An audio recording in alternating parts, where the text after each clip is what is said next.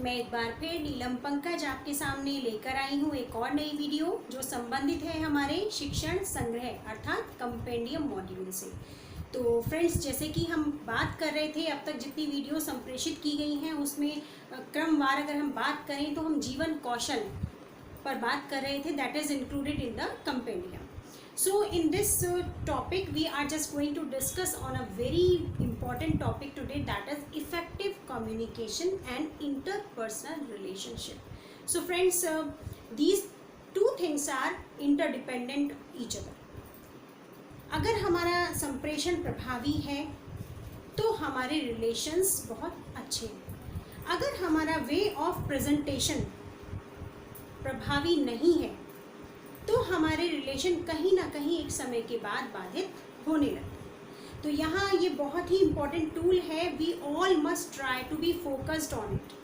तो यहाँ सबसे पहले अपनी बात को आगे बढ़ाने से पहले मैं कुछ आपसे विभिन्न बिंदुओं पर बातचीत करना चाहूँगी कि कई बार क्या होता है, हमारे जीवन में ऐसे व्यक्ति हमारे आसपास होते हैं जो डिस्ट्रैक्टर की भूमिका का निर्वहन करते हैं. जी हाँ, डिस्ट्रैक्टर्स.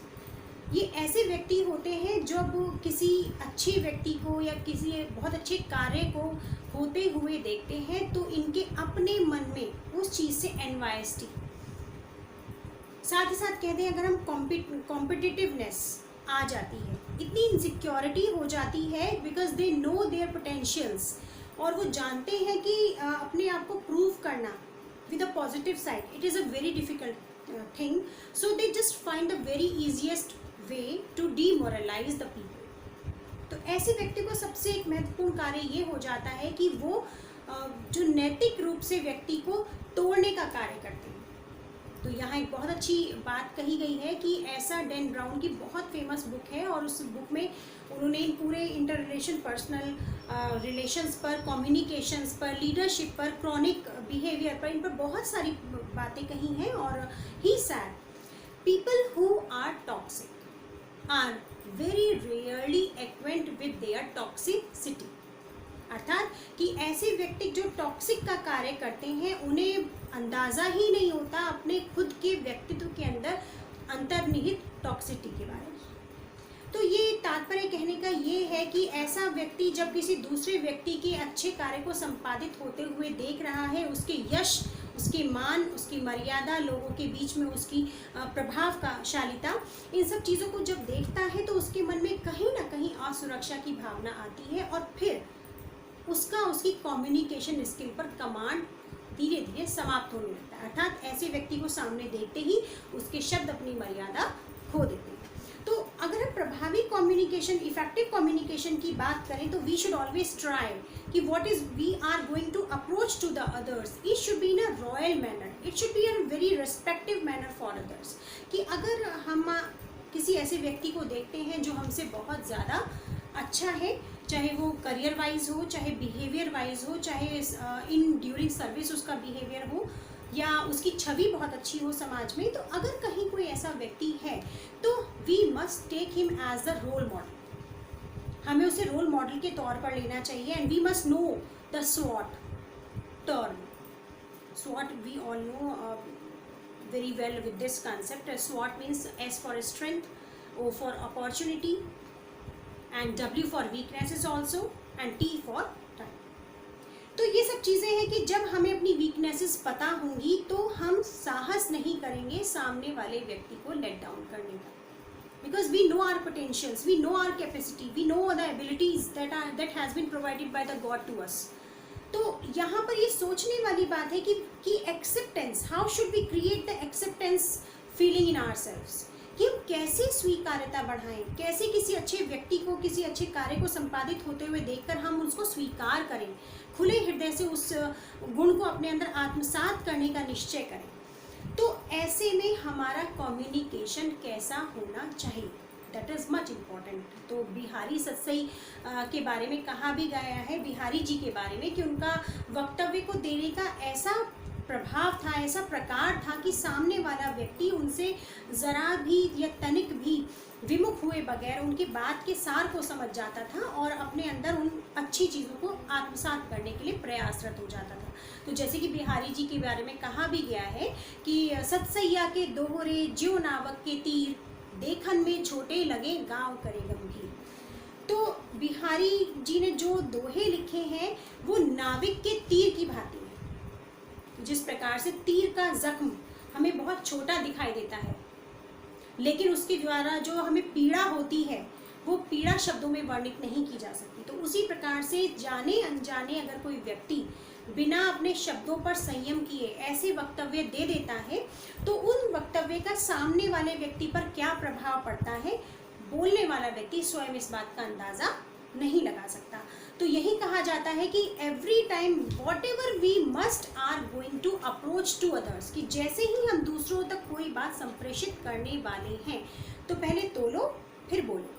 हमें इस रूल को फॉलो करना चाहिए कि पहले हम सोचें समझें कि हमारे शब्द सामने वाले व्यक्ति की मनः स्थिति पर क्या प्रभाव डाल सकते हैं। कहीं ऐसा तो नहीं कि हम उस व्यक्ति को मानसिक रूप से तोड़ने का कार्य कर रहे हो, कहीं ऐसा तो नहीं कि हम उसके पूरे व्यक्तित्व को ही हम धूमिल करने का प्रयास कर रहे हो, कहीं ऐसा तो नहीं कि जो उसकी एक छवि इतने प्रयास के पश्चात बन पाई है, कहीं ऐसा ना हो कि हमारे एक वक्तव्य से जो हम सामान्य रूप से अपने किसी मनोभाव को प्रदर्शित करने के लिए बोल देते हैं कि कहीं हमारे एक वक्तव्य से किसी व्यक्ति के जीवन भर का परिश्रम व्यर्थ ना हो जाए।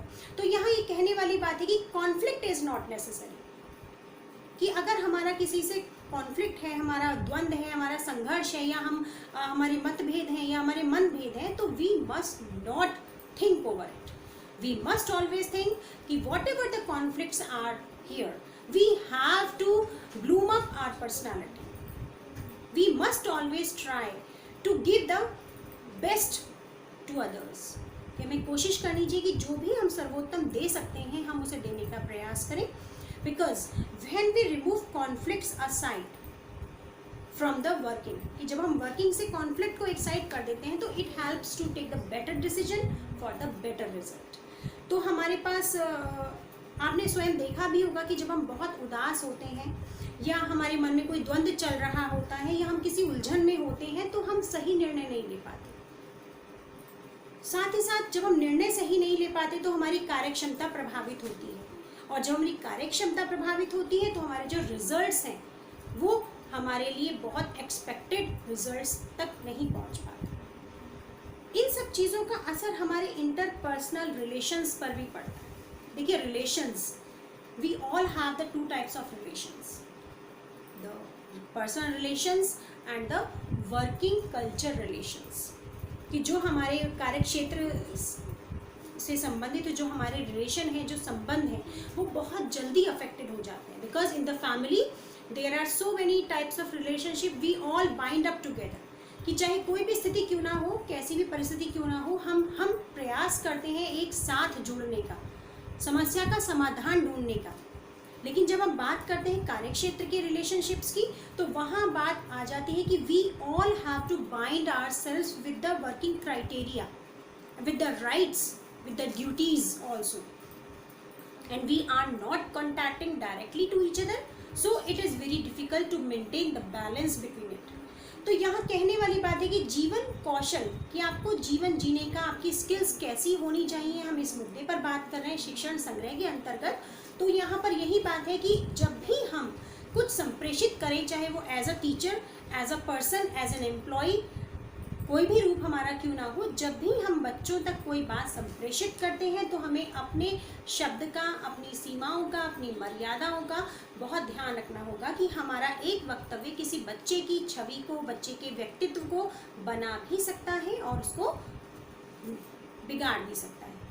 कि आप देखते हैं बच्चे पुष्प के समान सुकोमल होते हैं, अगर हमारा एक वक्तव्य उनको उनकी पंखुड़ियों को मुखरित करने का काम करता है तो हमारी एक नेगेटिव फीडबैक उनको आजीवन इंट्रोवर्ट होने के लिए मजबूर कर देती है। सो अगर हम चाहते हैं कि हमारे स्टूडेंट, हमारे जो कलीग्स हैं, हमारे जो अधिकारी हैं, सबके साथ अगर हमारा कम्युनिकेशन बेटर है, हमारा way of presentation the thoughts बहुत अच्छा है, तो हमारे रिलेशंस सभी के साथ बहुत अच्छे बने रहेंगे और बच्चे क्लासरूम में हमसे बहुत ज़्यादा इंटरेक्ट होंगे। और जब बच्चे इंटरेक्टिव होंगे तो they will be just very formative, very creative, very imaginative. और जो हमारा गोल है कि हम किसी भी बच्चे के व्यक्तित्व को धूमिल ना करें, हमारा वो गोल भी प्राप्त हो जाएगा। हमारे बच्चे क्रिएटिविटी की तरफ जाएंगे, हमारे कलीग्स भी हमारे साथ कोऑर्डिनेट करेंगे। और जब हमारा ये कोऑर्डिनेशन बच्चों के साथ, स्टाफ के साथ, हमारे सहभागियों के साथ, हमारे साथ जो प्रतिभागी हैं उनके साथ, या हमारे समाज के साथ, जब सभी के साथ एक सकारात्मक रूप में आगे बढ़ेगा तो धीरे धीरे धीरे धीरे हमारे जो इंटरपर्सनल रिलेशनशिप्स हैं वो बेटर होते जाएंगे।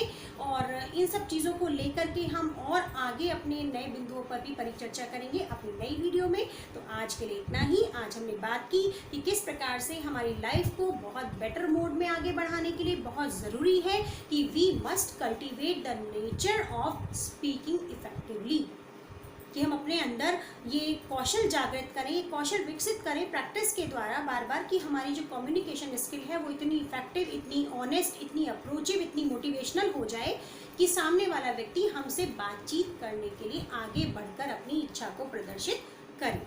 ऐसा ना हो कि कहीं वो हमें देखते ही और हमें अवॉइड करने का प्रयास करें। So friends, it's very much necessary to build up the capacity of effective communication if we want to cultivate the better interpersonal relationship. Thank you friends, आज के लिए इतना ही। नेक्स्ट टॉपिक के साथ अगली वीडियो में फिर जुड़ेंगे। तब तक के लिए धन्यवाद।